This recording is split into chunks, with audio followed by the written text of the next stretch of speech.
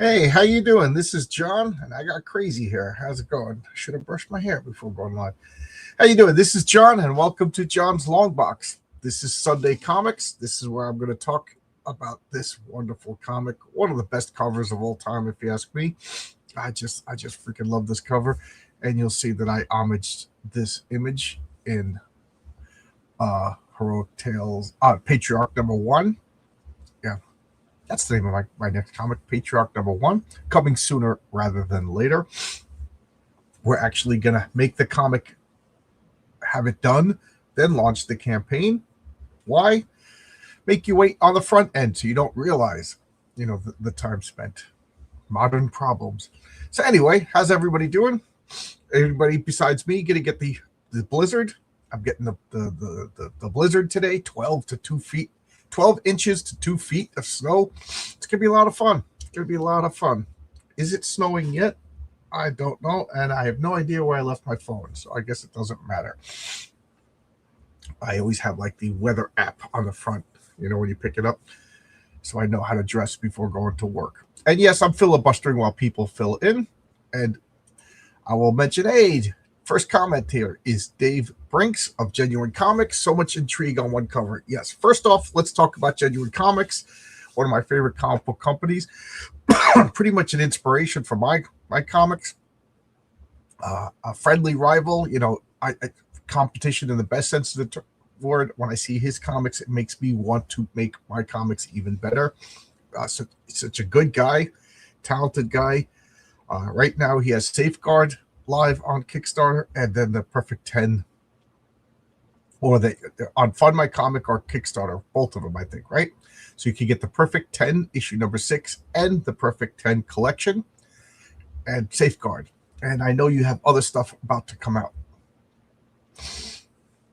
Dude, I'm actually early for once. Yeah, and I was late because I just went to set everything up, and of course I had to update the computer.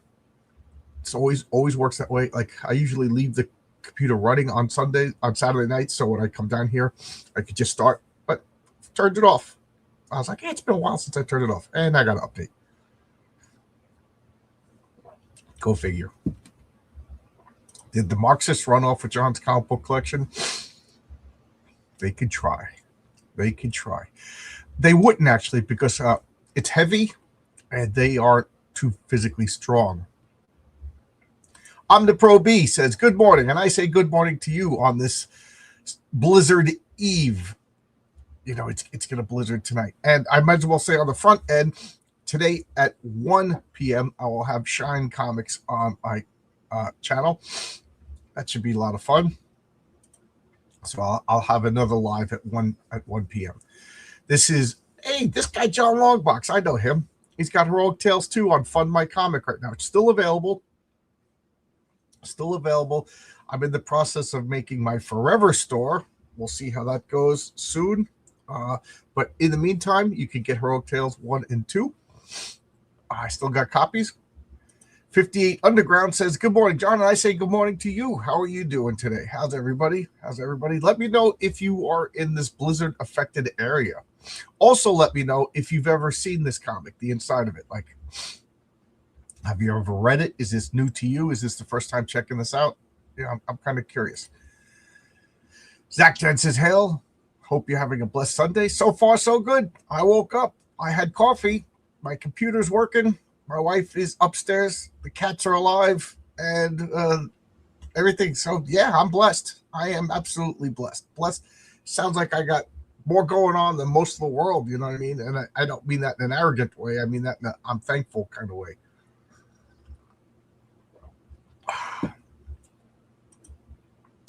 Happy Sunday. Happy Sunday to you, Kojo. Everybody saying hello to each other. Do the Avengers or Justice League ever have stories about their exercise rooms going haywire? I do recall the Avengers having one. And now you put me on the spot because I can't remember which issue.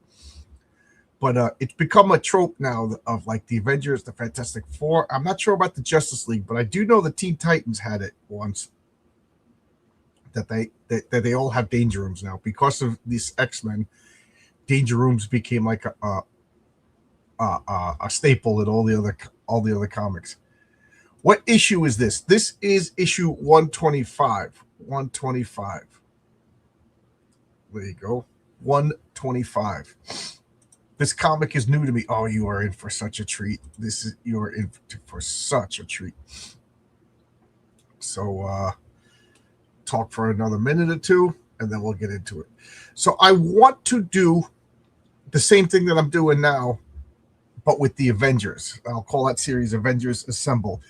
But I've been reluctant to start it because of my work schedule. So I'm thinking, should I do a Saturday show at 10 a.m.? You know, Avengers Assemble every Saturday at 10 a.m. and then Sunday Comics at 10 a.m. and I'll continue the X-Men. What do you guys think? The reason why is because with my work schedule is 3 p.m. to 11 p.m. and I don't get to stream until midnight, and that doesn't pull in the viewers as much. So I'm thinking of a Saturday show. What do you guys think? And what run of Avengers would you do? I was thinking of starting around 150 to 200. My favorite run of the Avengers. And then when I finished those, I was going to do the Fantastic Four, but not the John Byrne run. I was going to start with Fantastic Four kind of around 150 to 200 also. Around. Saturday night stream. I was thinking of Saturday day in the morning, but you know what, KO Joe? A Saturday night stream, I've noticed that at least in my circle of YouTube, nobody streams Saturday nights. So maybe Saturday night. What do you guys think? I'll try it out. A Saturday show could be good. AM or PM? 10 a.m. in the morning, 10 a.m. at night. Nobody seems to be streaming at Saturday nights. And I know it's because people got a life. So we'll see. Marcus Kellegrew's here. How you doing? Marcus? Okay. All right, we got people here. So let's check out this comic. So this is 125. We got John Byrne drawing the faces. Now, that's gonna drive me nuts. Do I still have it over here? Did John Byrne draw the faces last week? No, I must have put the comic away already. So Marcus, do you know when did the faces go from Dave Cockrum to John Byrne? And check this out. We got the dramatic return of Phoenix. Remember, Phoenix, Jean Grey, and Xavier think that the X-Men are dead, and they closed down the house and went their separate ways. Charles Xavier went off into space with his, as Dobie Dinkles would say, his space princeress. Anybody get that reference? I know Marcus did, the space princeress. But and Jean Grey went to Muir Island with Havoc, Madrox, and Lorna Dane. So, and now the X-Men are laboring under the impression that Beast and Jean Grey are dead, which begs the question, is the Avengers doing anything famous right now? Like, should Beast be on the news? I don't know. But, time is wonky. Remember, this could be, I don't know, it is months, because they said that it took 6 weeks. It said that they were captives of Mesmero for a long time, like 3 months. That's a long time to be a captive. And then it took weeks to get from the Savage Land to Japan. And now, Japan will say another week. So we'll say about half a year they have this in comic book time. Remember, comic book time is weird. Just because it comes out once a month doesn't mean a month is happening. But so how long are they working through? And Scott Summers doesn't seem to be affected that the love of his life is dead. He's already macking it up with Khalid Wing. So, and he said numerous times that it's not affecting him as much as possible. And then all of a sudden when he sees her, he's all gaga again, which fuels my fan theory that Scott Summers, one of his weaknesses is he's susceptible to telepaths, which would explain his swings. He's all, oh my God. I mean, look, check this out. He's all normal. He's moving on. He's saying he's not really that affected by Jean Grey, blah, blah, blah. Then he's with Colleen Wing. And then the moment he sees Jean Grey, he's all freaking out again. I mean, doesn't that lend to the theory that he moved on when she died? He's married to Madeline Pryor, and as soon as Jean Grey shows up again, he acts all weird again. That's food for thought for my redemption arc for Scott Summers. And then this art here is Dave Cockrum and Terry Austin. So good, so good. I just love this cover. Such a great cover, isn't it? So good, so good. Oh, you stream on Saturday? Yeah, but what, 11 people watch that stream? Good morning, Soda Jerk Classic. Soda Jerk Classic, how you doing? Mono Marcus, I remember this comic, super cool. Hell War campaign. Oh, geez. Excuse me. I almost hiccuped and then I suppressed it. That's not a good thing to do. Creative Welshman. My day so far, I went a 2-hour walk and I got back from the gym. There you go. You're more blessed than everybody. Marcus is checking about the corner box. Oh my God, I just got super hungry. Oh, what is wrong with me? Last night, yesterday, my wife and I was like, let's go to the mall. I call this the 80s day. Let's go to the mall, get some poutine. There's a place that makes the best poutine, and they have great hot dogs. Yeah, I'm a child. What do you want me to say? So I was like, let's go and get that. Maybe go to the arcade, go to this Japanese store that my wife likes. And she was like, I don't want to go to the mall right before the storm. It's going to be insane. I was like, oh yeah, I didn't think about that. Yeah, I like when the mall is busy because I want commerce to happen. But when it gets too crazy, it's not that fun. So we didn't go. Instead, we went to the local pizzeria, sat down, and got a fresh pizza. I love when they come out with the fresh pizza on the metal pan and bring it out to you. Oh my God, that's the best way to have pizza. The second best is sitting in your own house. You know what I mean? But the best way. So we got a pizza. So, and then, what a slob I am. Around midnight, I was like, let's go to the diner and get Napoleons. They got great Napoleons at the local diner. And my wife's like, she's not feeling too good. She's not feeling too good. And for my wife to complain that she's not feeling too good, I wasn't feeling too good. I took a nap. But I woke up around 11 o'clock. I was like, let's go get Napoleons. And she was like, all right, let's go. And then on the way there, she's like, let's get French fries. So we sat in the diner, like two little kids just eating French fries, got Napoleons to go. So I got a Napoleon. I didn't even eat the Napoleon. I got onion rings. She got French fries. We sat there, talked. It was fun. Which has nothing to do with R.J. William, who has a wonderful comic called Call Sign Orion. Check out Call Sign Orion. This is RJ3. How you doing, RJ? I'm actually home. It's a shame that nobody is funding your lifestyle. Nobody's funding your lifestyle but you. It's a crime.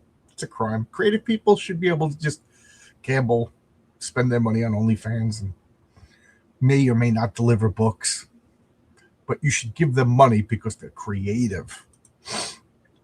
Good morning. How are you doing today? How you doing? What general region is what is wrong with my mouth? What general region is Muir Island? Muir Island is off the coast of Scotland. So it's cold, humid, dark, and remote. Did Chris Claremont ever introduce a water-breathing character? Good question. I got to think about that. Marcus, do you know? Marcus is my backup. Glad the X-Men weren't needed except in Japan and the Savage Lands. And then Canada, that they had that adventure, The Byrne head in the corner box started in issue 123. Byrne said he didn't want to change them until he drew as many issues as Cockrell. Yeah, Byrne gets a bad reputation as a crusty old man, but it seems like he was generally respectful to to the way things should be. Like, I don't have the right to change this until I draw. That's pretty cool. John, the only question is your theory that all humans are susceptible to. Yes. So you're right on that. But why did Cyclops always have relationships with telepaths? Like his mentor was a telepath. His Jean Grey, the love of his wife, was a telepath. Then White Queen, and when they come a calling, he can't resist.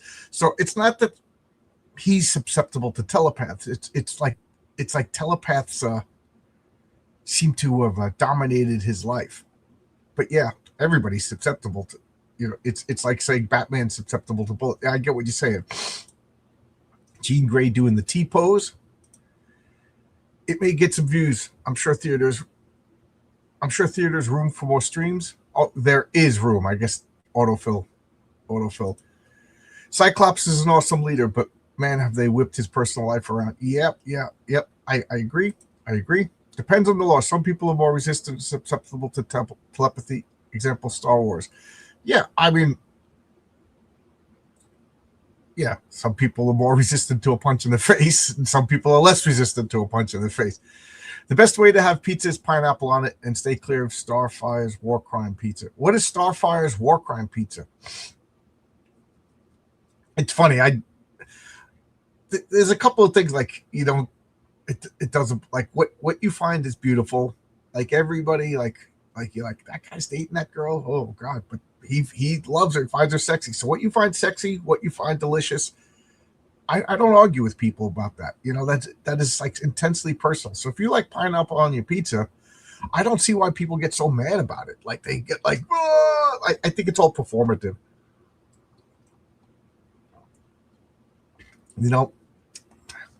I'm not, it's just one of those things that, like, okay. It's so true. Creative people should be receiving stimulus checks. Absolutely. A water-breathing character? I don't think so.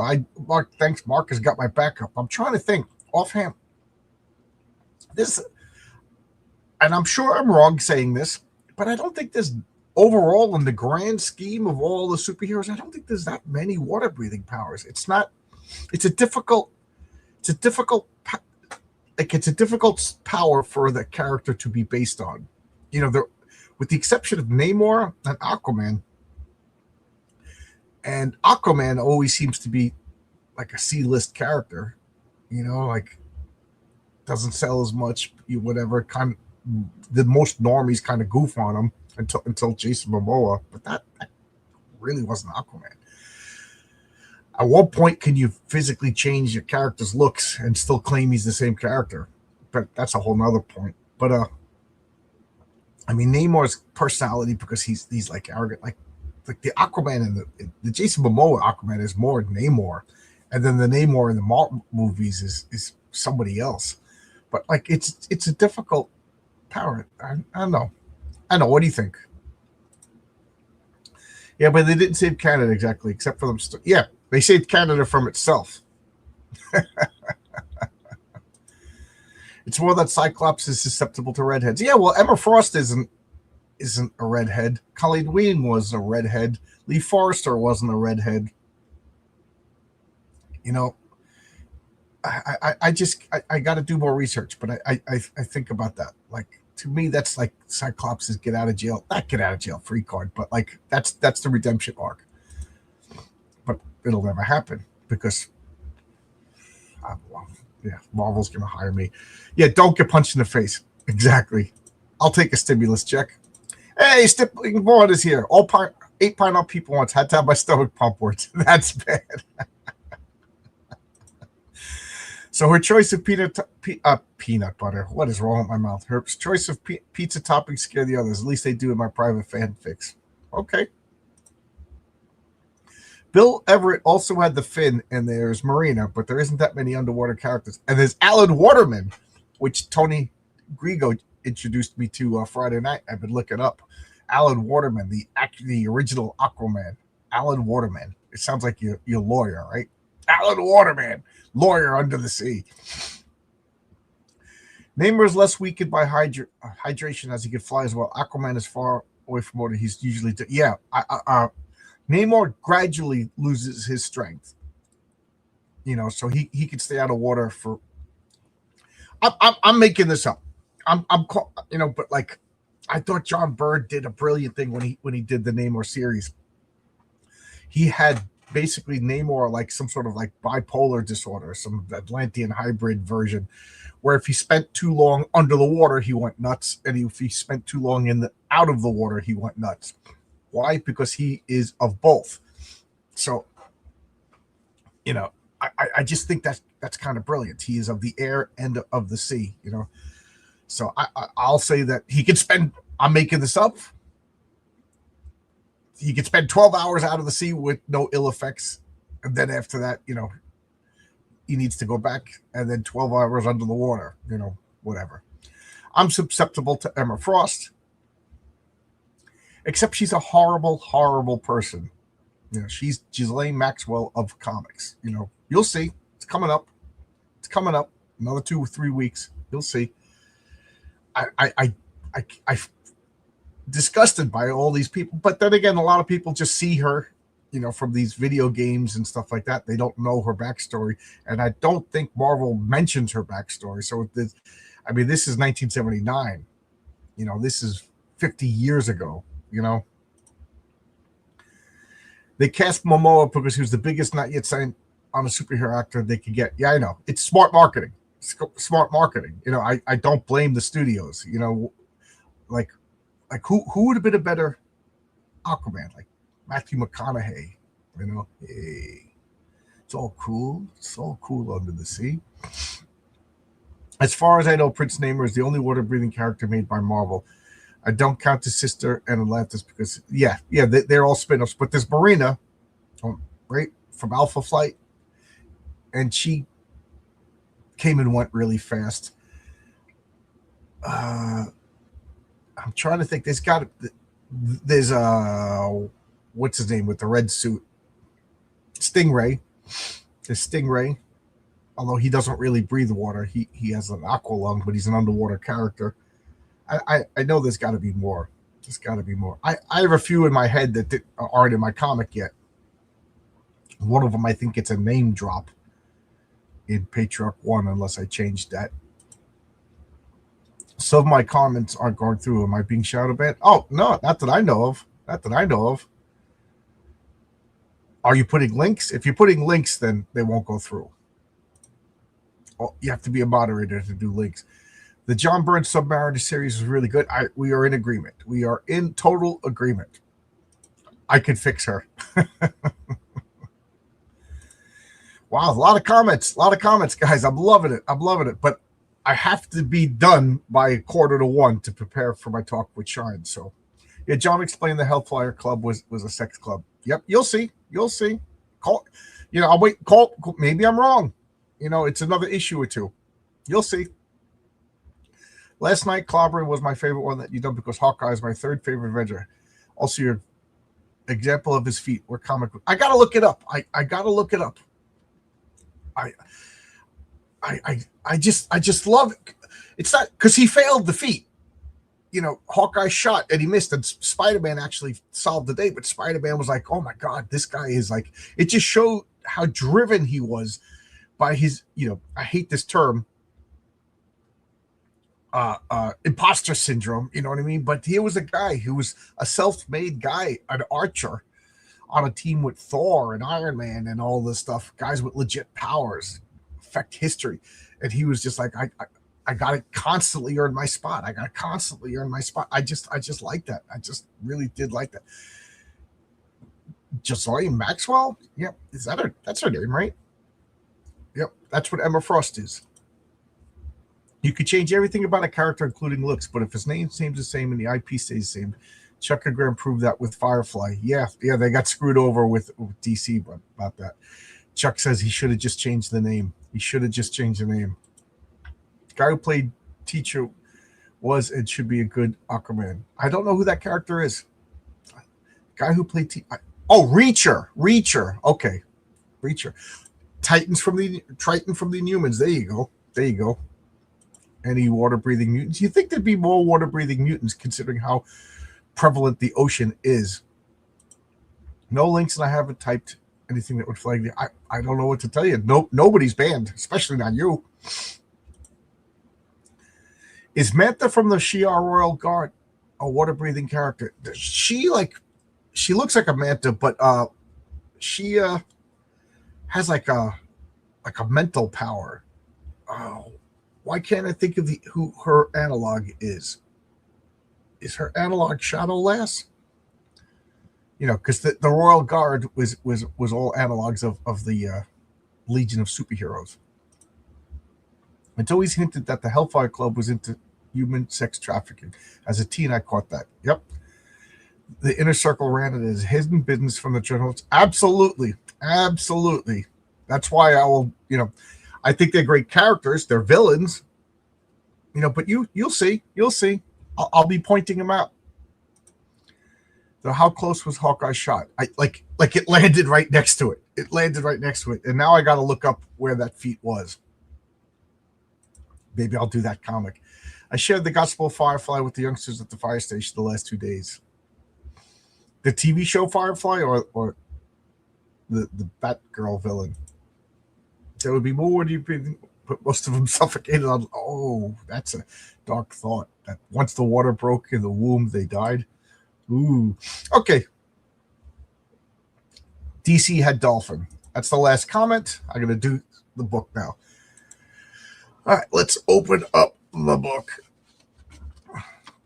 So now we got, I guess, more light. Make my face glow, but we need to see the book. So here is the credits. We got Chris Claremont, the author, John Byrne, penciler, Terry Austin, inker. That's interesting because John Byrne is not given co-plotter credit.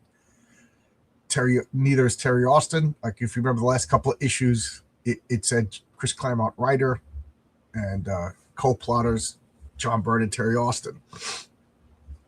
So there you go. Is this the beginning of the rift, I wonder?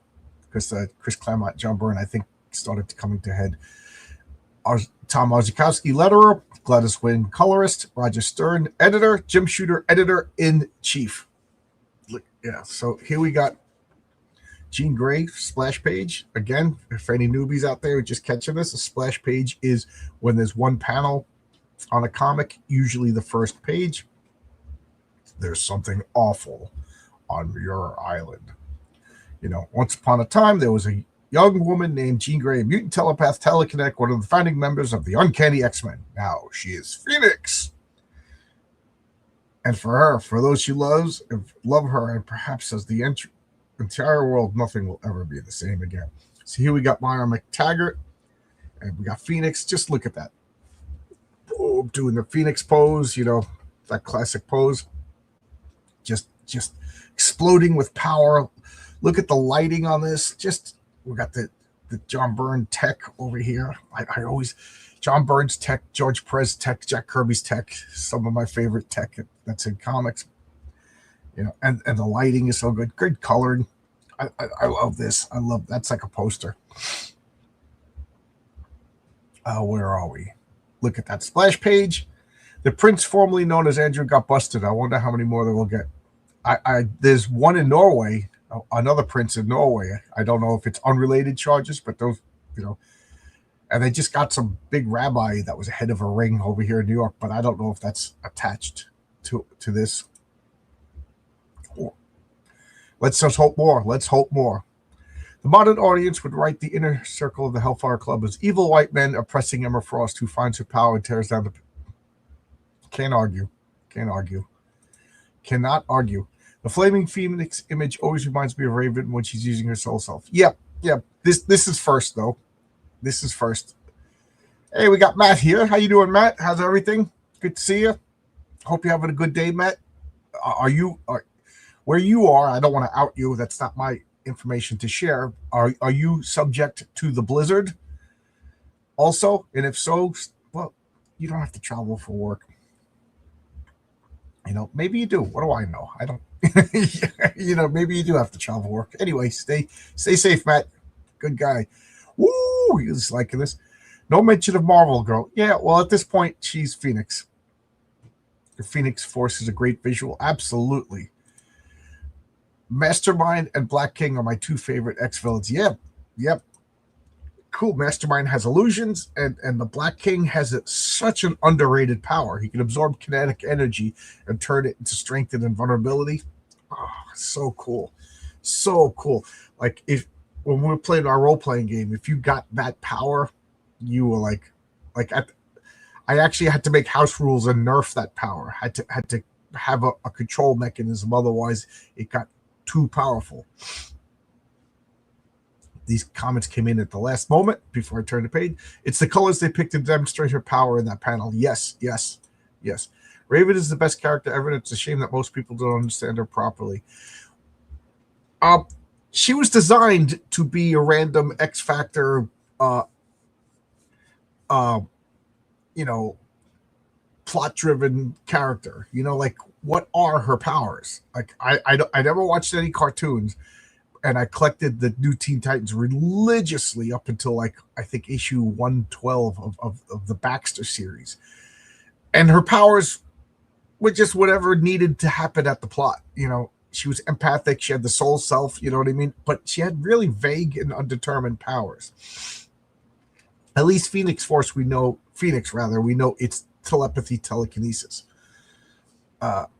Let's turn the page. The way the comments are coming in this issue. So this is, remember, my first X-Men issue was 114. I think that number was. And then I started collecting the X-Men at 119. So this is really my first in-depth exploration of Jean Grey and Moira McTaggart and all of these mutants over here. So, later on, I went back and got them. When I say later on, I mean like within 5-6 years. I started working at the comic book store, saving up and buying the back issues, and things like that. So we got just look at this. So we got, what is that face? With the goggles and everything like that. It's supposed to be fear. She's like, oh my God, look at the power that she has. How much longer, Mara? I hate to say this, but this is getting to be a real drag. You can power down, Gene. I think I got all the raw data I need. How do you feel? Fine. Not tired? No, using my power doesn't tire me as quickly as it used to. If anything, it makes me feel good. Good enough. You want to use it again? So, what are you driving at, Mara? You've been poking at me for a week. Gene, I'm just figuring out the questions. I'm not even a child. I wish I could. I'll brew us some tea. And then we got behind them, unseen by either woman, like the glances of something that had once been a man. Dum, dum, dum. So I kind of went through this pretty quick, but Moira McTaggart is getting suspicious. Like, how powerful is Jean Grey? It's pretty clever. Chris Claremont's a good writer, and I've been busting his chops with this series about how sometimes just things happen because of plot, which, yes, things happen just because of plot. But look at this. So she's like afraid, and then she says she's not tired. Her powers make her feel good, and then it's like, this was 1979. She just uses her powers to take off her costume in front of Moira Grey. It's two women, whatever, but it's supposed to indicate that, like, she's not shy. She's getting brasher. She's getting bolder. Why didn't she wait until she put the robe on before turning off her costume? It's a subtle little indication to show you that, like, social mores are breaking down. You know what I mean? Inside Jean Grey. And then we got this, look, I hunger, but must wait, Mara must not know. His name was Agnes McWhorter, and he was a most unpleasant man when he was alive. So we got this I'm sorry, you can't see this. So we got this undead Idolium just creeping about Myra McTaggart, and we met the character of Angus McWhirter. For those of you who don't remember, the first time they went to Myra McTaggart's island, they rented a hovercraft. And no, the hovercraft was not filled with eels. Let me know if anybody gets that reference. They rented a hovercraft, and as they were coming back, Magneto destroyed it and attacked them. So Angus McWhirter hates the X-Men, and now he's this undead revenant, stalking Myra McTaggart's island. Well, there's no comparison between Marvel Girl and Phoenix. Your psi powers have made a quantum leap. If you're worried about whether or not I can handle it, I'm worried too. And sometimes I almost wish I stayed dead on that shuttle. And then we get this montage panel. You can see its rounded corners indicating a break in the time. So we're talking about X-Men 100, 101. They go up into the shuttle. They imply that I actually want to read this just to see what's exactly being said before I say my thoughts.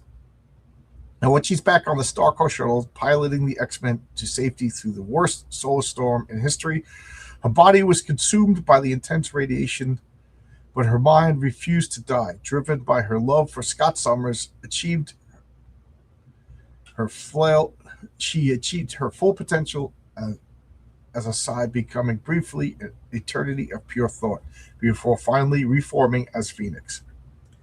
Weeks later, her awesome abilities saved the universe, and that feat seemed to burn her out.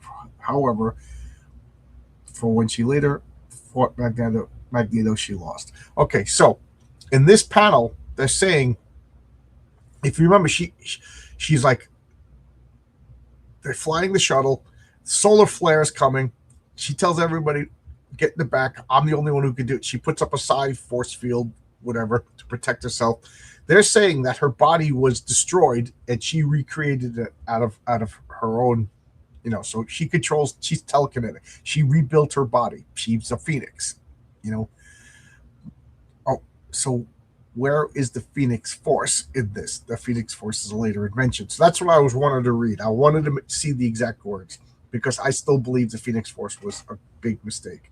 Big mistake. And to his credit, Chris Claremont had nothing to do with it. Oh, let's check out the chat before I turn the page. Wow, a lot of comments.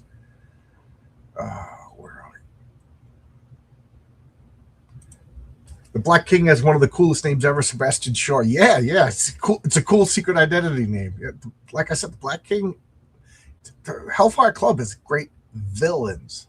Keyword there is villains. Villains do detestable things. People always ship her with Beast Boy, and that relationship would never work given her unique circle. Oh, you're talking about Raven. Okay, yeah. Raven is my favorite Titan. I think Perez contributed more to her than Wolfman character-wise, and in her costume. Wolfman is a record saying that he did not want to Mystique on the team. Yeah, and then she became like a focal point of the team. That's funny. It's funny the way, characters sometimes, through strength of their creation, break out, and some characters that are meant to break out aren't. Like, the biggest example I can think of off the top of my head is the Simpsons. That was Bart Simpson's show, but then when was the last time anybody talked about Bart Simpson? Everybody talks about Homer. The problem with general magic powers being unspecific unless it is used as a hard magic system. Yeah. Is she a full-on spellcaster now? Because in my mind, she was always like a psi-based. She had, psionic type abilities, and then later on, I think she became magic, but that's just my headcanon.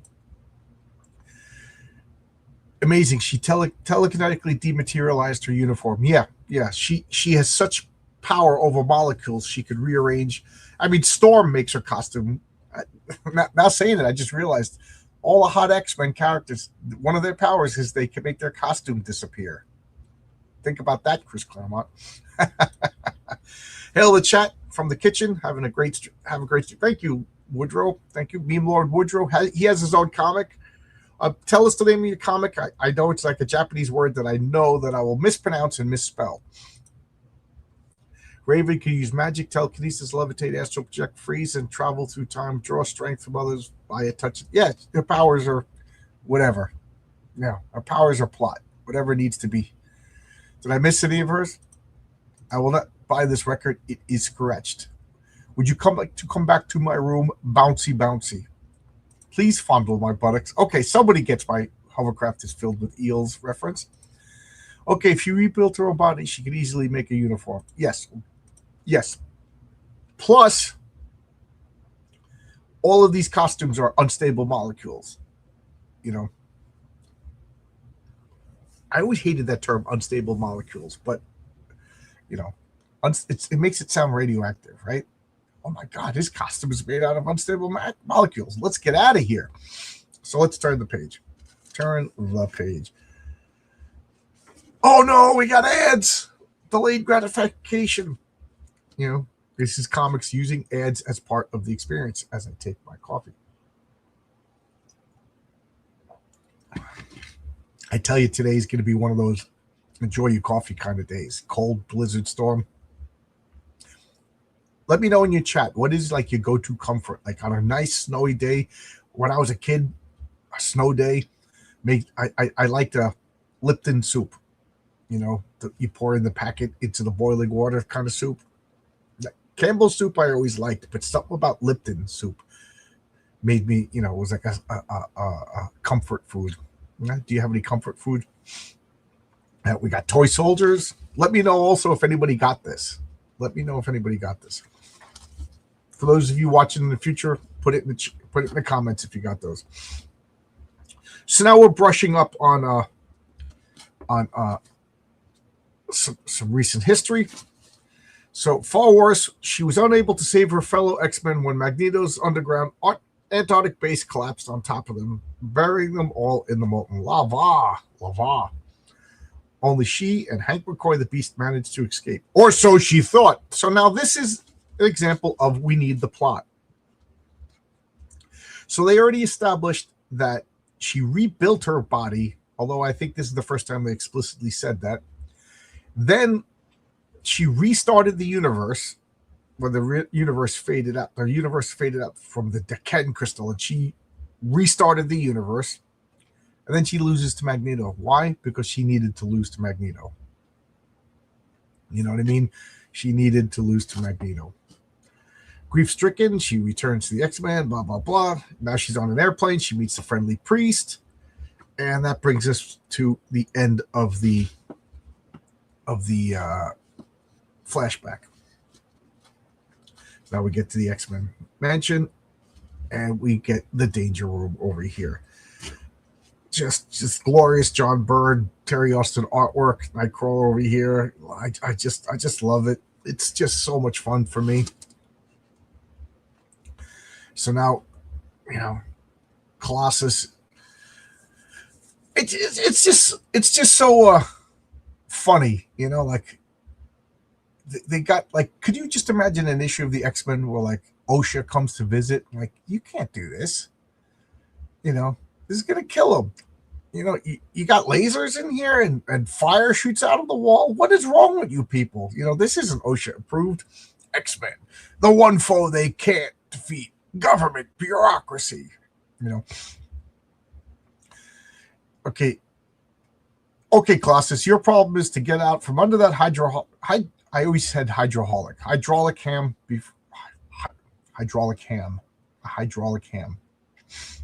Hydraulic ram before it crushes you, and you better hurry. Its force will double every 15 seconds. Thank you, comrade, but this is no test. We're supposed to be a team, right? Let's see how well Psych Toys does when I scrag that power source. And water squirts out. Don't laugh. Your turn will come. And then the wall collapses. Nightcrawler teleports, and sonic powers hit him. Boom! So this is kind of interesting because without really explicitly saying it, you got Cyclops and Banshee. Remember, Banshee has no powers at this point. He was wounded battling Moses Magnum, and he couldn't talk for a while. Then he could whisper, and now he can talk, but he still doesn't have the ability to do a sonic scream yet. And it's taken a while. That was issue 119, and we're at 125 right now. I love that. I love when consequences have lasting effects in comics. So they are like literally like playing a video game. They're hitting the controllers, dealing with the X-Men. Oh, comments? Creative Welshman says, I'm British. Of course, I've seen Monty Python before today. Now, when are we getting to the return of Bicycle Repairman? He's bending that spanner with his own hands. Hot cocoa on a cold day warms my cockles. It's good to have hot cockles. You believe me when I say nobody wants a cold cockle. You want a warm cockle. The Ministry of Silly Walks. Comics Raider says, hello, everybody. I love that avatar. How's it going? That toy soldier scene is real nowadays. Did you see the Chinese kung fu robots? Yeah. Yep. The argument desk. I'd like to buy an argument. I might be arguing in my spare time. That argument desk sketch is the internet. People, perfect example was the last 2 days. I said something that shouldn't be controversial, and people misconstrue my argument. They pretend to don't understand it, or they argue for the sake of argument. When you back a crowdfund, I'm not doing it because I want you to have a good life. I'm doing it because I want the product. Otherwise people would just use GoFundMe. GoFundMe is to help people out. Patreon is just to help people out. Crowdfund is because I want something tangible. I don't care about your lifestyle. Nobody cares about your lifestyle. When was the last time anybody in any independent comic stream just said fund my lifestyle with no product? It's everybody knows that I'm correct, but they're arguing because they're Monty Python fans. Let's be positive. Yes, the Danger Room never did have Chinese kung fu robots. It had American kung fu robots. I don't know. What did you say? I just said it. I just explained what I said. Henry James, please zoom back. Missing the top and bottom of the page. I know. I can never get it. So so we got the full page here. The top here is just that and that. Yeah. I'll pull back a little bit. The problem is every time I move the comic, it destroys the focus. Okay, so let's more ads. Oh, so you said common sense again. Thank you for saying that.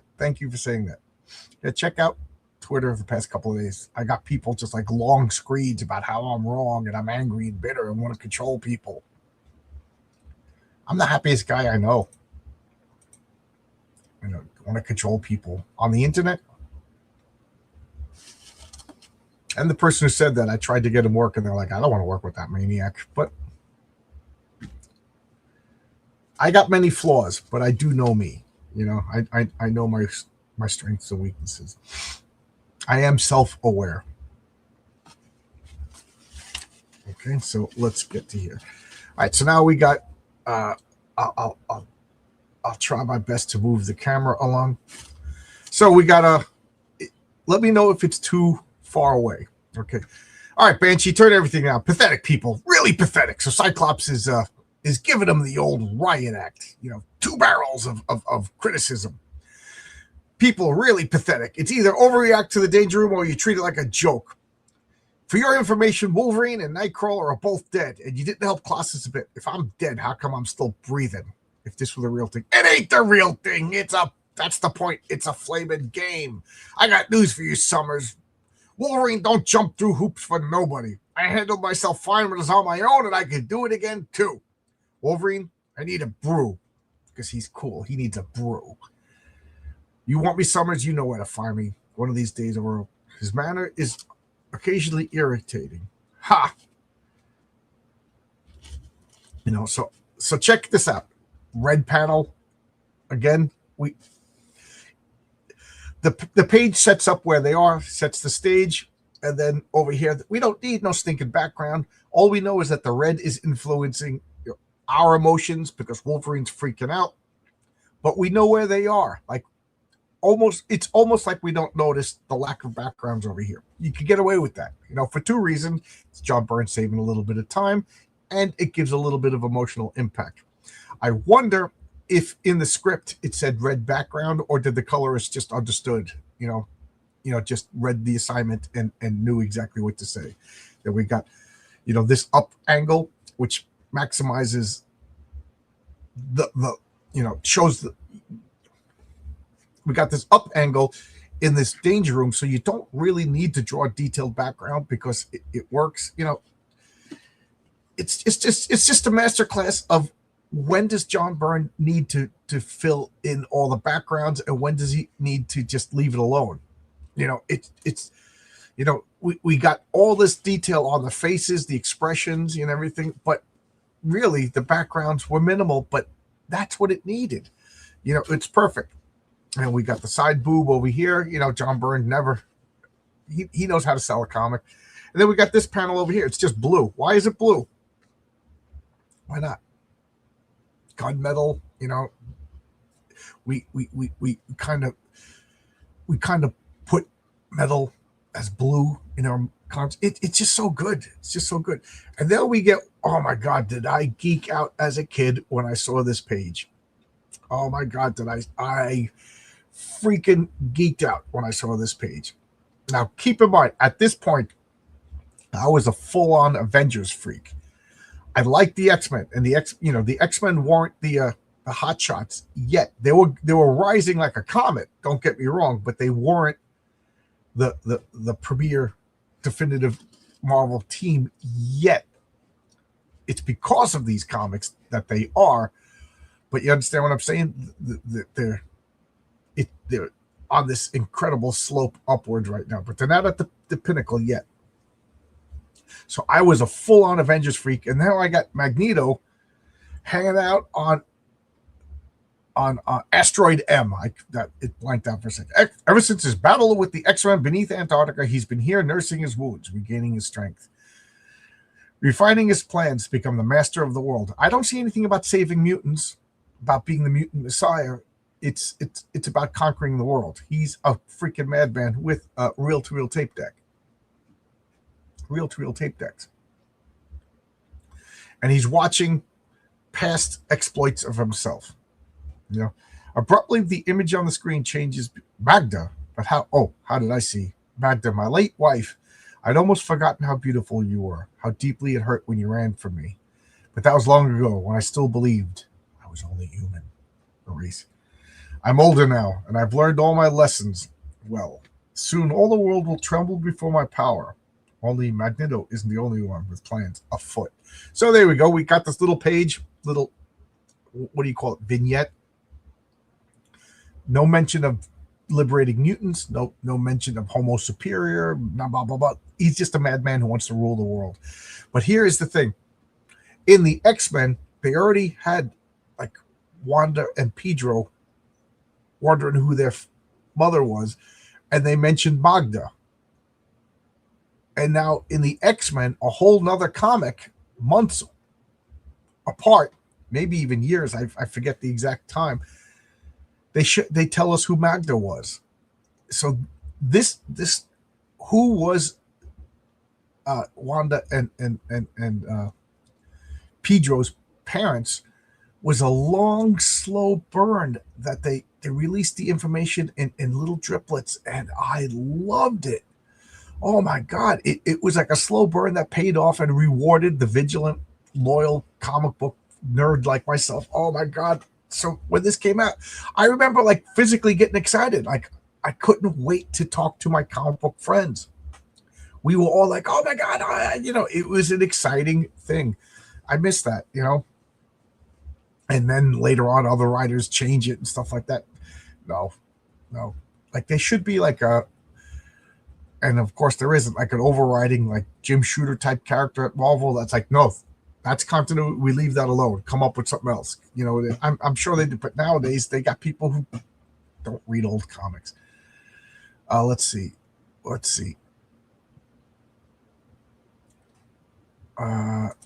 American Robot. Okay, American Boxing Robots Never Laid Down. Listen, they're bought off American boxing, right? Isn't they say? Isn't they say? Don't they say that American boxing is like the easiest sport to fix because you only got to get to one guy? I don't do Twitter. Well, you're smarter than me. You're smarter than me. I agree, John. Thank you. You're a very happy guy, John. That's why we love. Thank you. Thank you. Don't make me blush. Don't make me blush. Oh, wow. God Ravage. This is I think you're a new person. Welcome. How you doing? Thank you for showing up. Magda looking very much like Wanda. That's because it's Wanda's mother and Magneto. Now it's funny because I just realized this now. They never say that. They just established that they were husband and wife. But if you read the X-Men, and I think it's specifically X-Men 181, Magda shows up at the High Evolutionaries Mountain pregnant and gives birth to twins and then goes out into the snow. And we really never hear from her again until recently. I think it was James Robinson had her show up in a Scarlet Witch solo series as this like all-powerful sorceress, stuff like that. Well, then why didn't you deliver your own kids if you're an all-powerful sorceress? But whatever. I don't like Scarlet Witch as a magic user. I like her as a mutant who had this probability hex, and she was just playing on the idea of witchcraft and everything like that as a superhero name or a supervillain name. You know, if Scarlet Witch becomes a spellcaster, then who cares about her being a mutant? You know what I mean? It takes away her mutantness. But they just established that they were husbands. They don't explicitly say that Magneto's the father, and I think that's the out that they use. Let me know, guys. Is Magneto still canonically the father of Wanda and Pedro? Because I stopped in 2015. My favorite X-Men characters are 1, Wolverine, 2, Storm, Colossus, Gladiator. My favorite X-Men villains: Magneto, Sebastian Jones, Mr. Sinister, Omega Red. Good list. That is a good list. I did like, at this point, Cyclops was still my favorite. And Wolverine was the interesting foil to Cyclops. To me, Wolverine wasn't relevant without Cyclops. You know, he didn't become the superstar yet. That's real soon. That's real. There's one particular issue that was like the trebuchet that sent him into the stratosphere. Cyclops is wearing a shiesty, if you know what that is. I have no idea what you're talking about. Please explain. I got into both the X-Men and Teen Titans around the same time when they're at their peak in popularity. Although the X-Men's popularity continued, alas, the Titans did not. Yes. Jericho showed up and destroyed the Titans. Worst character ever. Yes, the Marvel Wolfman Teen Titans was very popular. They were the number 2 team behind the X-Men and the new. Absolutely. What a shame. I believe that if DC had kept the quality of the Teen Titans consistent and didn't mess about with their content, they would still be popular. Yep. Last I heard, they were Inhumans now. Is that? I know that they kind of, because Marvel was making the Marvel movies, but the X-Men was sold to the X-Men movies. What were the X-Men? Were they Sony? I forget. I forget what company. Fox. But whoever owned it, Marvel couldn't make X-Men. So they were like, we don't want to have our comic book talking about mutants when we can't make a movie, because this just showed that the people behind Marvel were like, we're thinking of the movies as the cash cow, not the comics. Like, who cares about the comics? We care about the movies. So, we have Inhumans. We'll use Inhumans as the civil rights, my persecution stories instead. And then as soon as they got the X-Men back, they dropped the Inhumans. These kids know that Teen Titans Go, and that's not Teen Titans. I never watched it. I'm old school. Magneto is the father of the mutant twins. Anything else is a retcon. I'm with you. We're on the same team. Claremont has stated in an interview that Mr. Sinister created Gambit as a clone of himself. He was never able to reveal it. Oh, that's interesting. Two characters that I don't like, so they could be an amoeba mush blob as far as I'm concerned. Jericho ruined the Titans. Yes, he did. Cool avatar. I don't read or care about Marvel or DC past around 2013 with a few exceptions. Yep, we're on the same team. Fox owned X-Men. It was Fox, and Sony had Spider-Man, although they could have a whole, yes. Yeah, they offered Sony everything by Marvel, and they only wanted Spider-Man. That's funny. It's funny. All right, let's turn the page. Oh, no, not ads.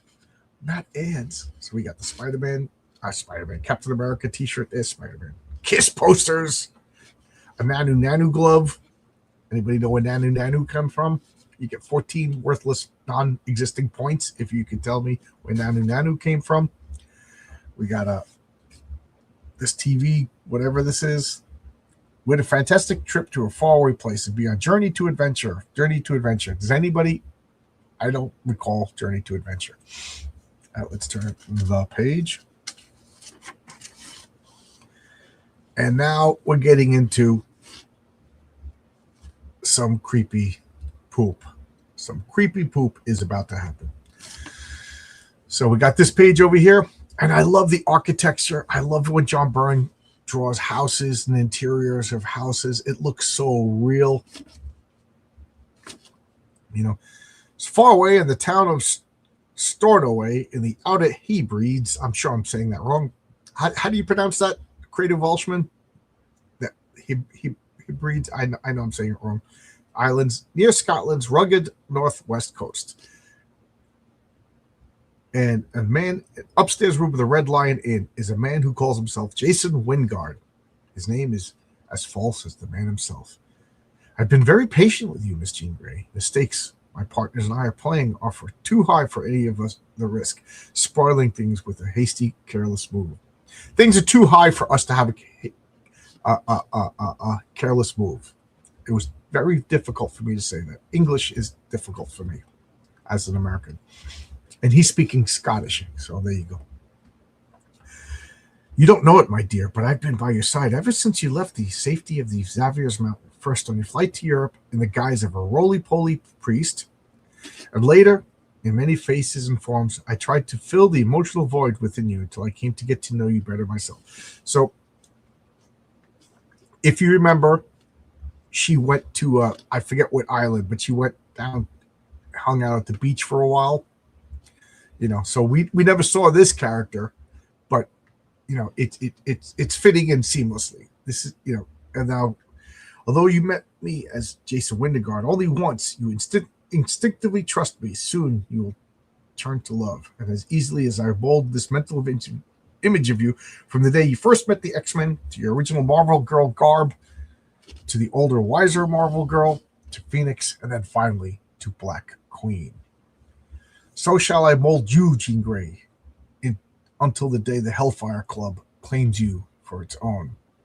So there you go. Plot is afoot. We know something sinister and creepy is coming on. Hey, Carrot Top, rise and shine, huh? Oh, wow, I'm sorry, Lorna. My mind must have wandered. I'll say you went spacey right in the middle of a sentence. I started to get worried. You needn't. I can take care of myself. Famous last words. I suppose I envy you and Alex. You're building a life that has nothing to do with the X-Men or having mutant powers. You can do the same if you want to. But I don't, Lorna. Not while I could do this. So as she's walking, she's telekinetically rearranging the molecules so her outfit changes. Now, a little bit of meta.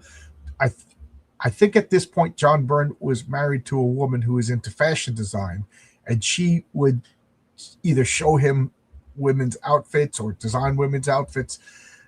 And it's one of the reasons why it made this comic so good was the normal civilian clothes were good. John Byrne was married to a woman who did this. Look at these outfits. These were real clothes. I'm sure somebody laid this out, or he saw these, or his wife brought them to his attention, or John Byrne, maybe he just looked at fashion magazines to find out what women were actually wearing. Because so many times in comic books, they wear the goofiest out-of-date clothes. You know what I mean? This works. It's of the time, and it's kind of timeless. I mean, you could see women wearing this stuff now, and Lorna Dane's appreciating the fashion show. So she pirouettes across the floor towards Lorna Dane, energy crackling around as Jean's slim form as she telekinetically rearranges the molecules of her clothes, changing outfits with each turn. And this time, Lorna lets her get away with it. So she's showing off. They are very subtly, and it worked because, again, I really didn't know Jean Grey. She was a stranger to me because I got my first comic had her leaving the X-Men. My second was 119, and then up to here, she was absent. So she's, I didn't have this emotional invested in Marvel Girl. This 2-page catch me up to speed was all I really needed to know for everything to work. But we know she's being manipulated by Mastermind. Oh, actually, they didn't reveal that he's Mastermind yet. We just know that he's Wingard and he's doing something creepy. And now she's being ostentatious with her powers, which in the Marvel universe, throughout all of the comics, being ostentatious with your powers was a bad thing. Like you kept all your powers on the down low. It wasn't, cool to just like walk around exposing your powers, So like back here, I just thought of this. It's the subtlety of Chris Claremont's writing. This is him at his best. We got like this is Jean Grey showing off. She's showing off her body. She's just whipping her clothes off. That's something you're not supposed to do. That's breaking a social mora. You're not supposed to be naked in front of people. And now she's just showing off her powers casually. She's casually naked. She's casually showing off her powers. It just shows you that the boundaries of Jean Grey are breaking down. It's really clever, and I think it really, really works. This is writing on its, and let me tell you, the art in this is top notch. But when people talk about this era of the X-Men, they talk about the story and the character and the impact. You know what I mean? And that's really, really a testament to the power of the writing here, because this art is the best. This is comic books at its best. Great art enhanced by great story writing. That whole debate of what's better, artist or writing, that just means you don't understand comics. If you're even engaging in that conversation, you fundamentally don't understand comics. It's both. And crowdfunding is not to fund your lifestyle.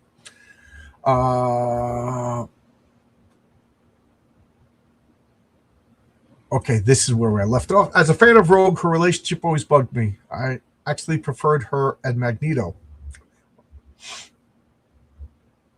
They were together in the Savage Land. Mork and Mindy. So somebody knows Nanu.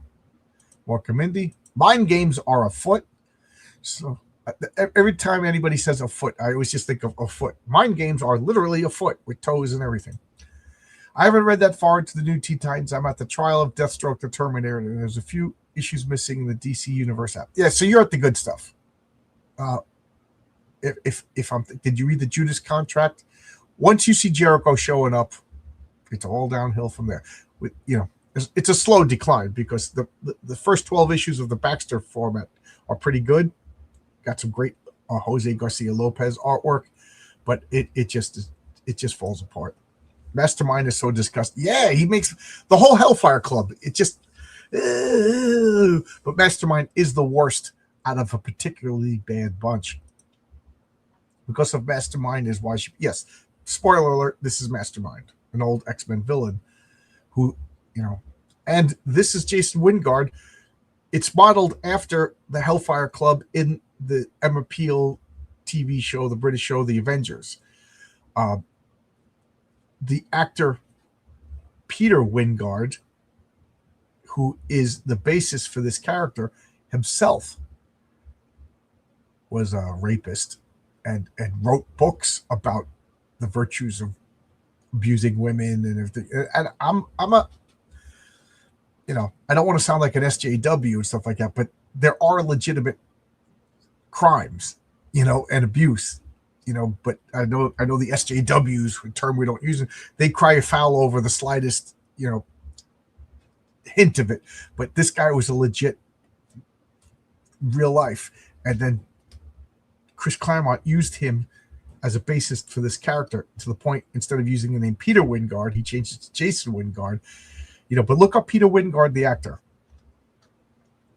And then he's hanging out with Emma Frost. It's a bunch of creeps. They're supposed to be a bunch of creeps. That's why this story is disgusting on a visceral level and gives the emotional impact.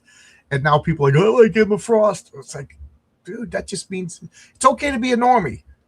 It's okay to be a normie, but do a little bit of research on your favorite character. Hey, everybody. Ben Sabar, voice actor. Oh, we got a super chat. Enjoy your comic book knowledge and commentary. Thank you. Thank you. Thank you so much.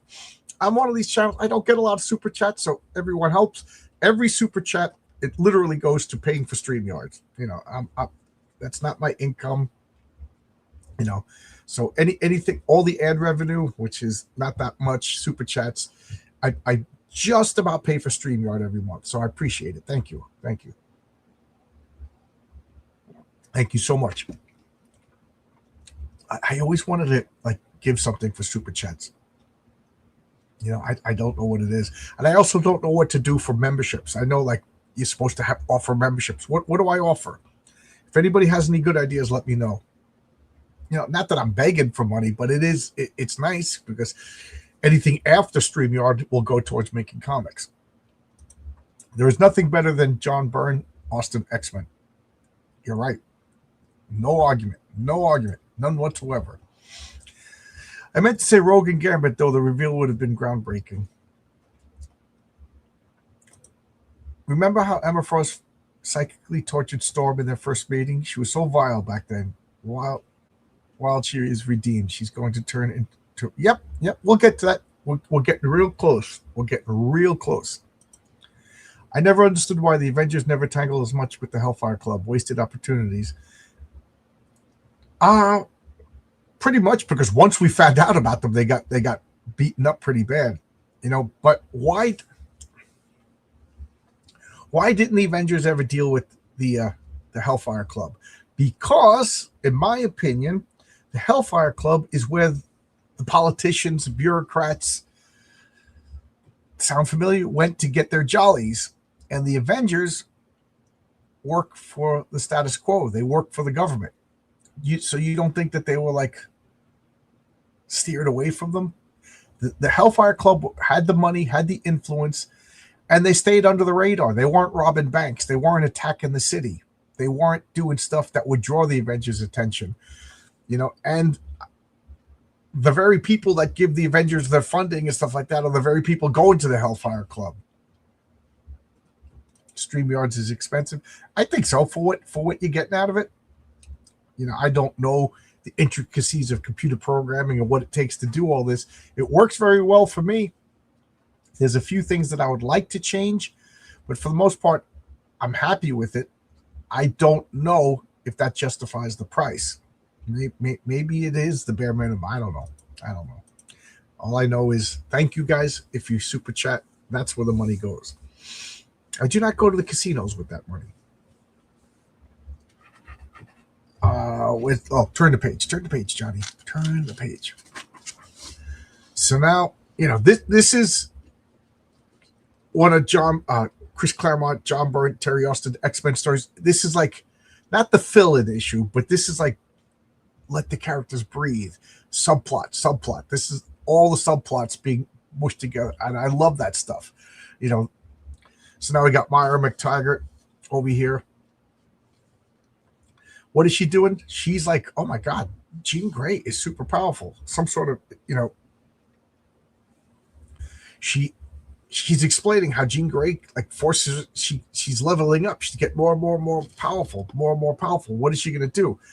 If she ever taps into it again, she could become something akin to a god. Wherever you are, Charles Xavier, I hope you're happy because I wish you were here because you're needed badly. And that's a great little segue into where is Xavier? Well, he's hanging out with his space princess. Nobody gets that reference yet. Marcus, I'm surprised at you. So there's Empress Leandra. And we don't, there's Xavier over here. great image. That this image just says volumes. So all of these aliens are talking, going about. She's the Empress, hobnobbing, and he's all the way in the background looking at her from afar. It just shows you that they're growing distant. They're growing distant. You know, the honeymoon is over. Just a great image, great storytelling, and running it almost as much. So running the empire takes all our time and energy. Xavier understands and often tries to help, but only to be gently rebuffed. And anybody get this? What is this? Anybody? Anybody? Marcus? Marcus? I'll explain, right before I turn the page. But what is this? It's just a great little Easter egg. Everyone here except Leander treats me like some sort of village idiot, but perhaps by their standards I am. The Omega file, please. Now, this begs the question. He's in the Shi'ar Empire. They got faster than light technology and superpower. Can't they fix him? Can't they fix his legs? He is the only handicapped being, like, on the space station or planet or wherever it is. You know what I mean? Like, can't they fix him? So of course, I don't know. So now events happen so quickly about Earth. So now what's he doing? Coincidentally, this is one of those Chris Claremont coincidences that they throw in the. So he's learning about what Emperor Deken, Leander's older brother, who tried to destroy the universe, and he's reviewing the history of it, and he sees Jean Grey. So what a coincidence that he's thinking about Jean Grey at the same time Myra McTaggart's thinking about Jean Grey. Virtually single-handedly, Jean saved. Oh my God! For all of natural ability, Jean Grey is only human. I doubt even I could control such power. So I hate Xavier, such an arrogant prick. I must return to Earth at once and pray I'm not too late. I got to tell Jean the truth about what I know and fear. She's an intelligent woman. She'll face the future. The choices she make. She better know what choices to make. What's this underfoot? So she steps on something. Skitch. It's a tooth. And there we go. I'll check the comment, see if anybody understood what that is.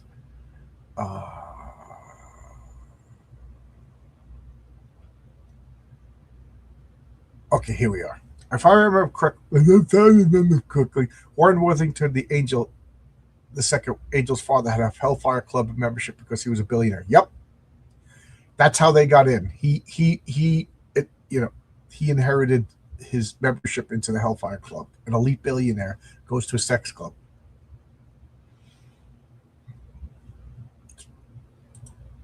There was a Teen Titans X-Men crossover sequel planned, but the Hellfire Club being the enemy. Yeah, that would have been great. I still love that Teen Titans X-Men crossover. One of my favorite. Yes, Peter Wyngarde played the character Jason King in the show Department S and spun off into his own series. Yep. Okay, somebody knows them. I get it. I thought I didn't have to say anything. Yeah, so Space Princess is Dobie Diggles was the Golden Age sidekick, goofy sidekick to Green Lantern, and he became like the space cabbie, and he got a girlfriend named who was a space princess, and he used to say Space Princess. The psychic emergency call Xavier got was animated in the X-Men 97 call. Cool. I still never watched it. Is that a Kirby character? Oh, we're talking about this. Okay. Bat Sauce is here. How you doing, Bat Sauce? Everybody's saying hello. So I'll tell you, these characters, it's real creepy, but it's from Star-Lord. John Byrne drew Star-Lord in the Marvel magazines, the black and white magazines. And Star-Lord, Peter Quill, was a dour. He murdered somebody to become Star-Lord. He was then committed genocide against the race that killed his mother, and then went on and became like this dour executor of evil. And this guy is a space slaver, and these are his two little boy sex toys. It was a Marvel magazine. It was a little bit more explicit than, a superhero who murders somebody to become a superhero. The Star-Lord that we got in the movies is a completely different character than the Star-Lord in the Marvel magazines. And then they brought Star-Lord in Marvel Spotlight into Marvel, and they edited out the part where he murders somebody to become a superhero. I did a video on it. You could go back and see my Star-Lord video. And he is basically a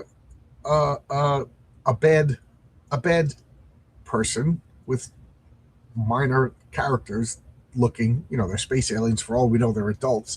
But and this is John Byrne. I don't know if Chris Claremont wrote, but he put this in, and this is the first time we know that the Star-Lord is part of Marvel Universe.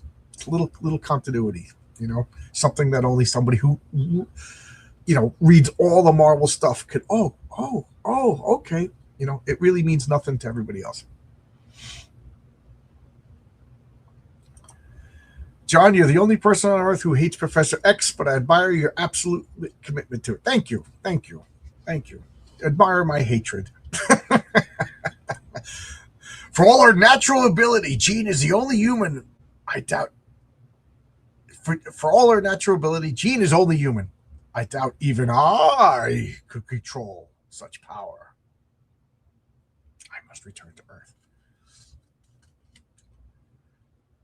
I only know Xavier from the X-Men animated series and X-Men Evolution. That's so cool. I never knew that about the Star-Lord cameo. Yep. Like, this guy was basically an Arab slaver in Star-Lord. So now Jean Grey, Myra McTaggart. I've always liked the Myra McTaggart character. She steps on a tooth, and oh no, we got ads. Oh no, what are we gonna do? Delayed gratification. I love this. Only in 1979 would they have ads on. Are you too skinny? Are you too skinny? And then we got Spider-Woman comics. Let's check out the names. We got Sheldon Weeb. How's that for a name? Sheldon Weeb. Jana Hollingsworth.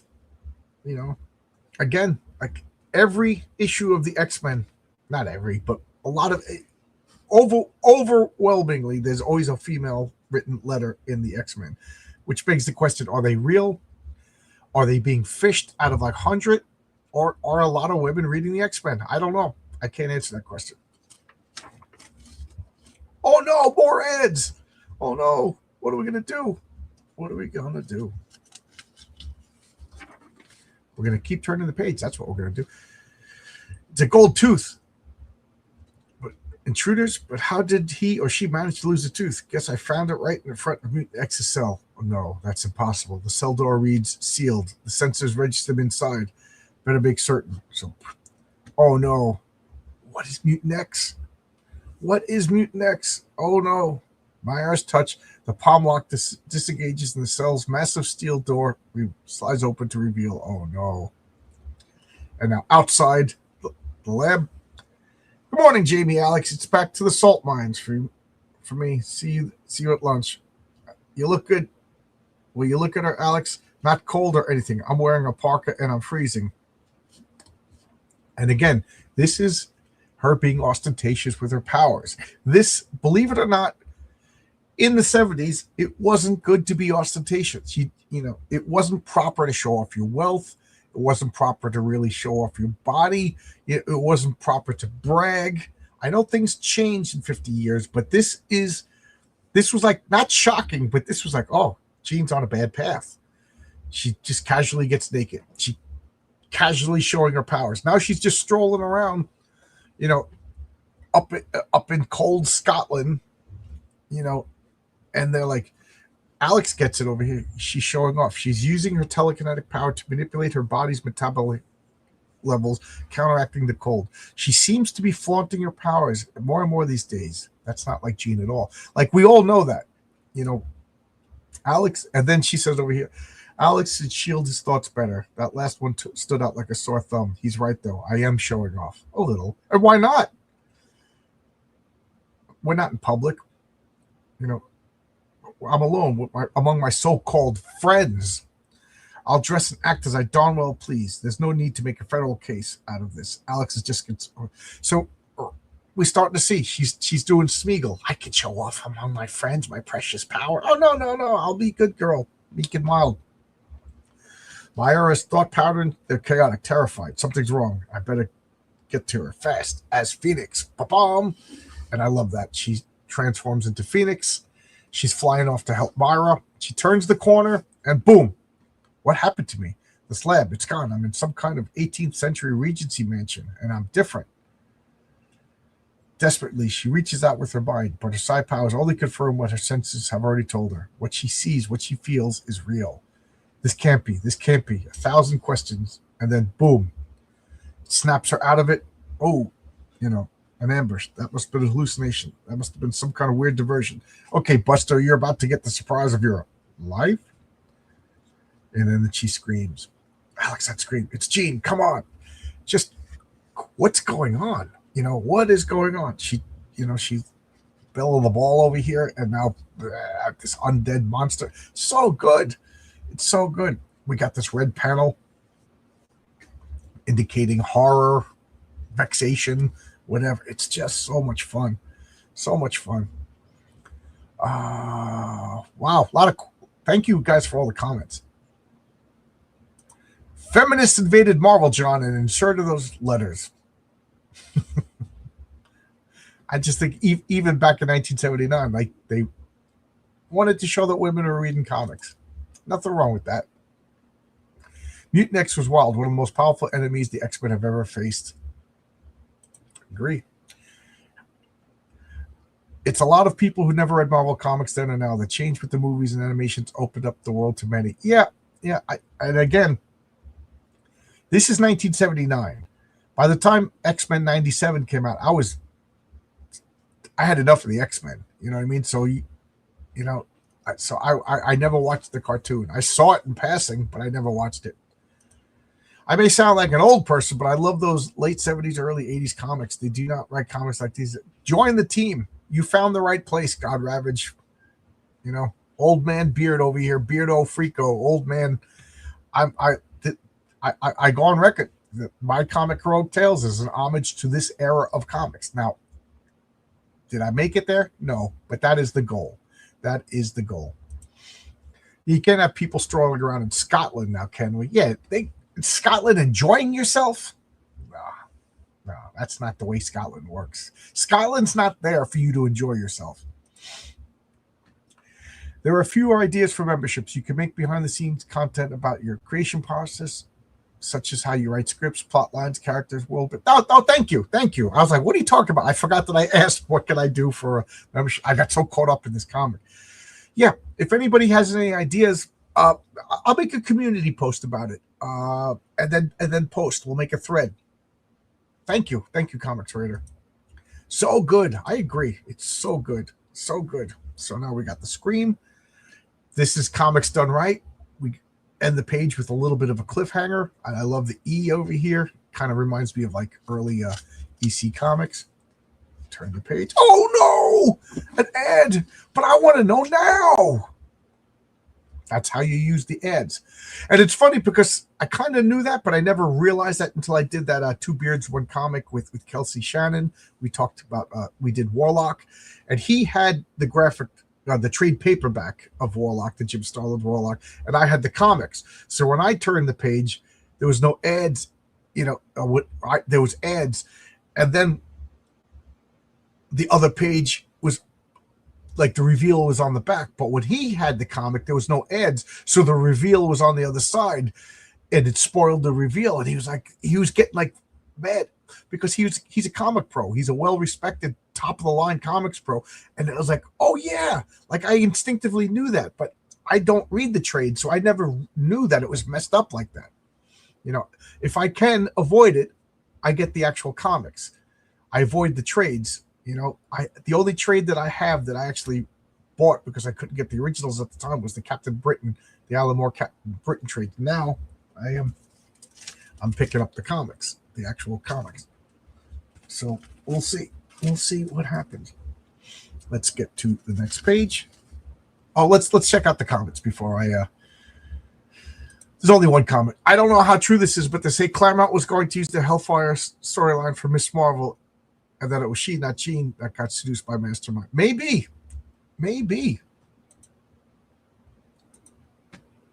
If I ever talk to Chris Claremont, that's a question that I'll ask him. I could see that, because man, the only character who got screwed more than Jean Grey is Carol Danvers. Oh man, to the point even I wince at the stuff they did to Carol Danvers. And now we cut to the X-Men mansion across the Atlantic in Westchester County, New York. It's around 2 a.m, an ungodly hour for anyone to go visiting. An Avenger, Hank McCoy, the Beast, he's visiting. Looks bad. All the alarms I set have been disconnected by an expert. Freeze, intruder. Everyone else is in the danger room. They never hear me through the soundproof walls. It's just take care of this prowler myself. Who is he anyway? I feel like I'm wrestling a gorilla. And then lightning flashes. They see each other's faces. Nightcrawler sees Beast, and then he teleports. Oh, my stars and garters. Boom. Nightcrawler. Ghost. Larger than life. Right before I saw it, I thought, wait, a ghost. Cyclops. It was Das Beastie. The Beast. Let's go. Whoever Kurt saw as an intruder. Let's not take any chances. Storm. Come with Colossus is back. All right. No false moves. Or Hank, is that you? You're alive. You know. How fantastic. How did you escape? Genie got me out. Gene's alive? You betcha, boss. With your back. When Magneto's roof fell in, it formed a telekinetic force bubble around us and shot us up to the surface. We thought you were killed. Boy, is she ever going to be surprised.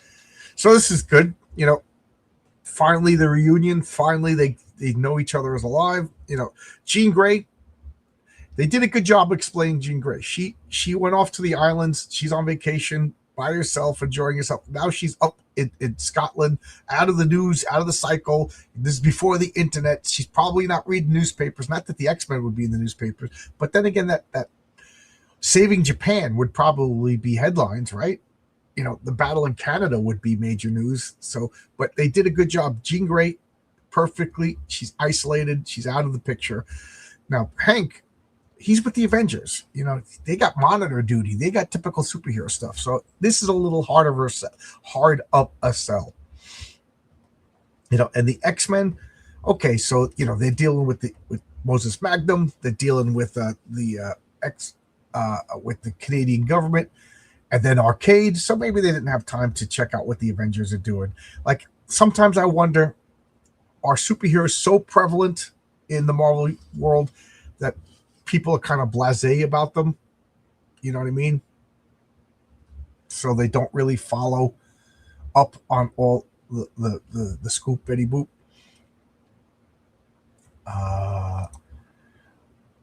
Oh, okay. I already saw that comment.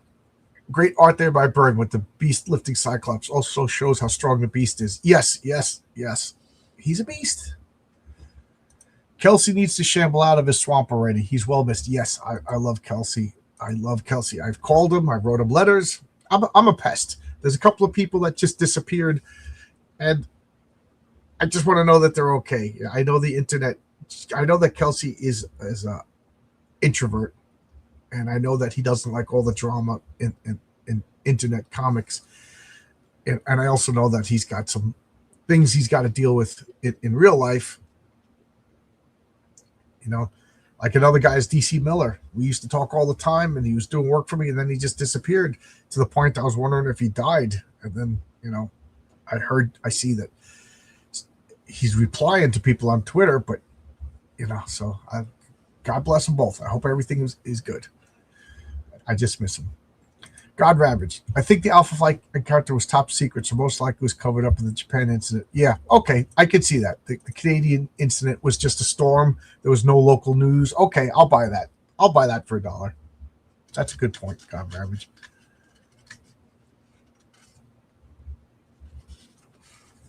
Oh no, we got Giant Man over here. Warriors of the Shadow Realm. It's funny. This Warriors of the Shadow Realm. I remember looking at this and being so fascinated. It's about like these like cherubic half elf, half hobbit creatures being stalked by these, and it was just such a blatant ripoff of Lord of the Rings. But remember, Lord of the Rings wasn't like ubiquitous at this time. It was still like a fringe nerdy thing. And I remember getting into it. My friend was like, "Oh, that's a ripoff of Lord of the Rings." And then we started talking about Lord of the Rings. Then I saw the Rankin and Bass stuff, and then I got fascinated with Lord of the Rings. And it wasn't until a couple of realized I never read Warriors of the Shadow Realm. All these ads influenced me. So I went on Wikipedia and I wrote down a list of all the chronological appearances of Warriors of the Shadow Realm, which is Weird World.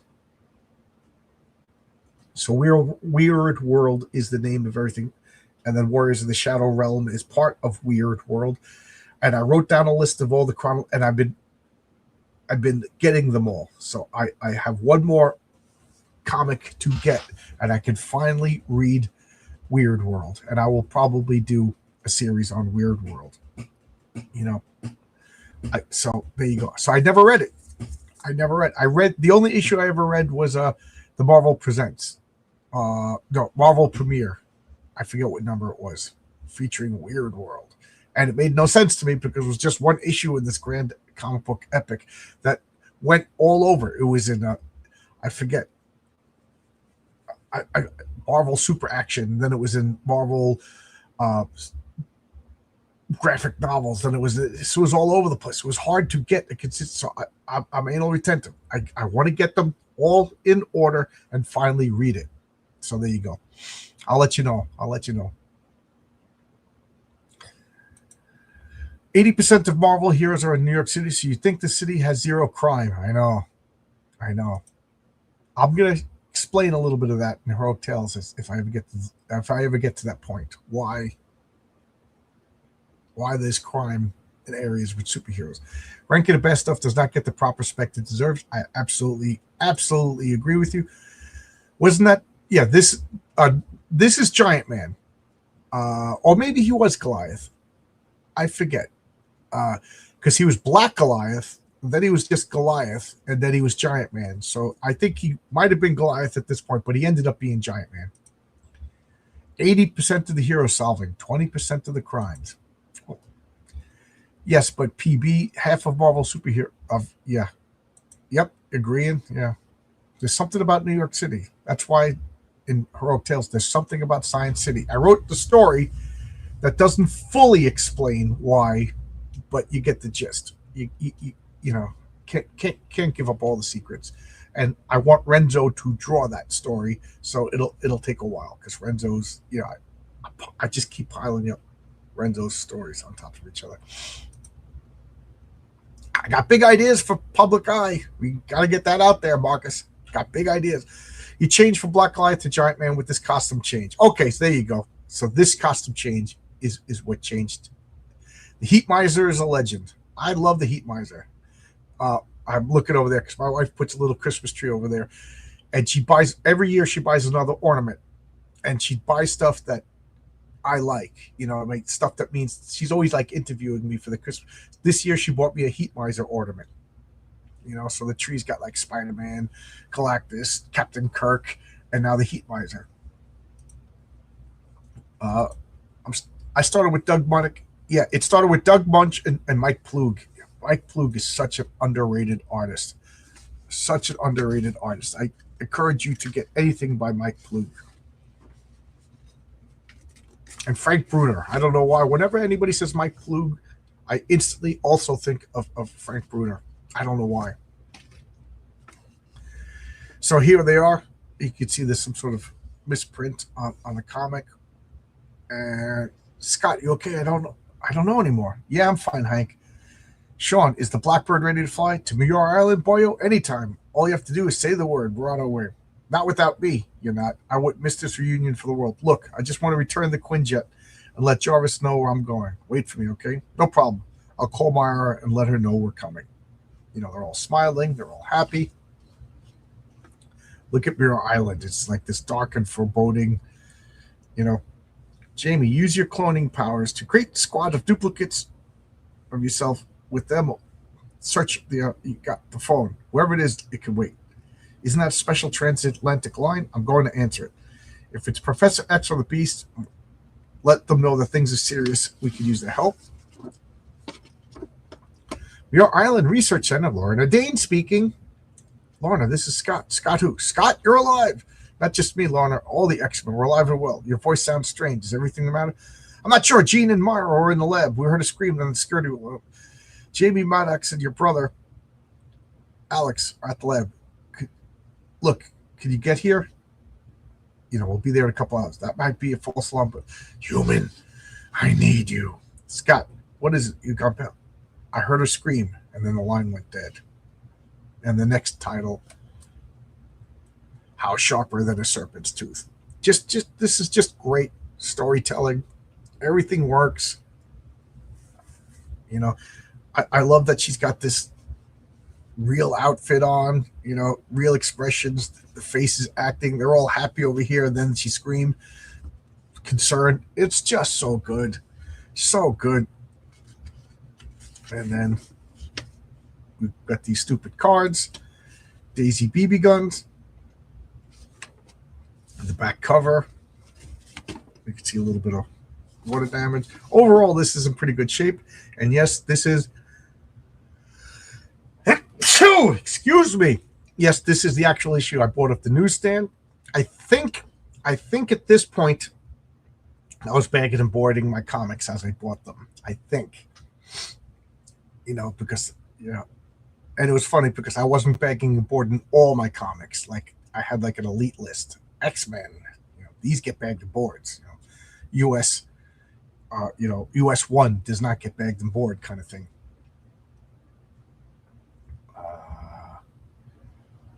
Rankin and Bass Christmas and New Year specials where I always loved the Baby New Year special. I forget the name of it.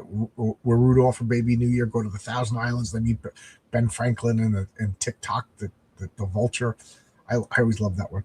I always loved Polaris, especially the original universe. Yeah, these characters, Maddox, Multiple Man, and Polaris, for me, Maddox, Havoc, Multiple Man, and Polaris, for me, they always had this cool factor because I didn't really know who they were. So it was like I call that the Boba Fett effect. At this point, Boba Fett was just an Empire Strikes Back for a couple of seconds. So we filled in all the details of him. We made him cooler. Like learning Boba Fett's story only diminished him, in my opinion. So these guys were super cool because who were they? My brain filled in all the details. It's like a Lovecraft story. Your brain fills in all the details better than what happens a lot of times. That's why I think Game of Thrones ended so poorly, is it couldn't lead up the last season. It couldn't. Your speculations were so much better than what actually happened. Gesundheit, thank you. My pops has that exact BB gun. I miss the floating heads in the corner of Marvel Comics. Yep. Yeah, me too. I do too.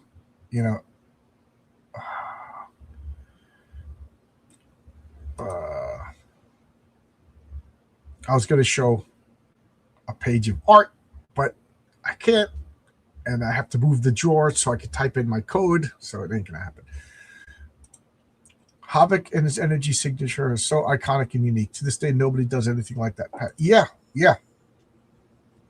Like the circles. Like I didn't know with these bands, with these like metallic bands, what is going on here? It really is unique. And I didn't know at this point. I didn't know he was Cyclops' brother. I didn't know anything about these characters. Keep in mind, I started with 119. This is 125, and then I had 114 at this point. So I didn't have all the details. It was fun to fill in the details, and this is a perfect example. This is heavy duty, a lot of lore, a lot of drawing on other stuff. Who is Magda? Who is Havoc? And but I didn't care. It was so good. It was worth the work. I saw something on Twitter. They were like, everybody say, where do I start with comics? And everybody points to like, you should read Batman Hush. It's a complete middle story. Meanwhile, your first comic book was X-Men 164 in the middle of a 12-part issue. You know what I mean? It's true. Everybody started, most comic book fans who stuck with it, they were just thrown in the deep end, in the middle of a story, in the middle of all this lore, in the middle of everything. But it was so good. It was worth the work. And I think first off, they never should have restarted. They should never restarted the numbers. The only exception to that is when the comic legitimately gets canceled. The comic legitimately gets canceled, then you could start with a new number one. That's John's rule, and they don't follow it. Koyojo, Rule 101 of character development: less is more. I agree. I gotta go, John. See you at 1 p.m. for the interview. Yeah, I got a hard drop-off point soon. I got a couple of minutes, so if anybody wants to engage in more happy, snappy banter, happy patter, snappy banter, exactly. But until then, okay, we got some backup over here. Kyojo agrees, and you don't need to start anywhere. Jump in and see if you like it. Millennials started that. Yeah. But you're half right. Jump in, see if you like it, but then the comic has to be worth the work. Do we agree? You know what I mean? Like, if you jump in and you don't know what's going on, but the comic's crap, it's not worth the work. But if you jump in, you know what I mean? What do you think about that? What do you think about that? Goddamn millennials. If you like what you see, you'll research. Yes, if you like what you see. So I think we agree. I think we're using different words to agree over here. I'm looking forward to the interview. I just discovered Charlie. Yeah, I didn't know who he was. And he came out of nowhere. The guy's got like 96,000 subs. And he's like 18 years old. I stayed up way too late watching his shorter videos. I wasn't going to watch his hour-long videos. So I watched a bunch of his shorter videos so I could know who he is. I just know he came out, and I started some controversy. It's good to see a young guy talking about comics. He's got a big audience. And I was like, this is exactly the kind of people I should be talking with. He does a lot of cool editing and stuff. Short 10-minute videos, which is what I keep saying I need to do. My first comic was Tales from the Crypt. That goes without saying. Okay, all right. Yeah, so we totally agree. The comic has to be worth it, and if you jump in and you don't know what's going, sometimes that's fun. It's fun to jump into this. Look at I just blanked on it. Like Lord of the Rings. They start singing songs. I say even The Hobbit. If you start reading The Hobbit, I forget until I reread The Hobbit like a year ago just how lore heavy The Hobbit was. Why? Because I always skipped the songs and stuff like that when I first read The Hobbit. Now I read all the songs, and then they reference Valinor and Elfhome and all the Numenorians. They reference all of that in The Hobbit. What are you talking about? But it was worth it, And then the Lord of the Rings, you're reading that, and they're talking about like the Witch King of Agdor, blah blah blah blah blah, and then Barad and Luthien, and the and then it's just so good that to me, like when I read the Lord of the Rings, I was like, I want to know everything, And then I went and read the Silmarillion, and now I learned everything in this. Wow, there's unfinished tales and there's letters. Oh man, I love all that stuff. But it's hard work, but it's worth it. Heavy Metal is a magazine, but my pops had a huge stack of. I think my first superhero comic was Batman 300. Yeah, I told you. I have a box of Heavy Metal. I don't remember acquiring it, but I bought collections. I think I got it in a collection, and I just didn't realize that I got it. So I got it like from Heavy Metal 1. I got to read them. The first comic I ever stole was X-Men. Long live, you ain't coming to my house. X-Men 132. You stole it? Stay over there. You ain't stealing my comics. I'll fight you. I jumped into Marvel Comics in the 70s. I love it. Went back to the start. 1982, a number one Fantastic Four cost me $5. Really? So you got Fantastic Four number one for $5 at your local comic shop? Awesome. Yeah, comics. If you see at this point, they had the Mile High comics ad. You could see that Fantastic Four number one was like between like $20 and $100 back in the 70s. They weren't that expensive. somewhere around 2000, the price of comics went nuts. And if you're on Twitter, they just show that some guy has a warehouse with 800,000 comics in it, and everybody's like, wait till he floods the market with those comics. They're going to drop it. I'm like, please do. I want to get these comics to read. I want to get older comics. There's a couple of older comics that I want to read. And, these speculators and collectors and people put them in. CGC really was the worst thing to happen to comics. All it did was it takes them out of circulation. People aren't reading them. And people who aren't into comics are hoarding them, putting them in things never to be read again, and treating them like stocks. Go buy stocks in Bitcoin. Leave my comics alone.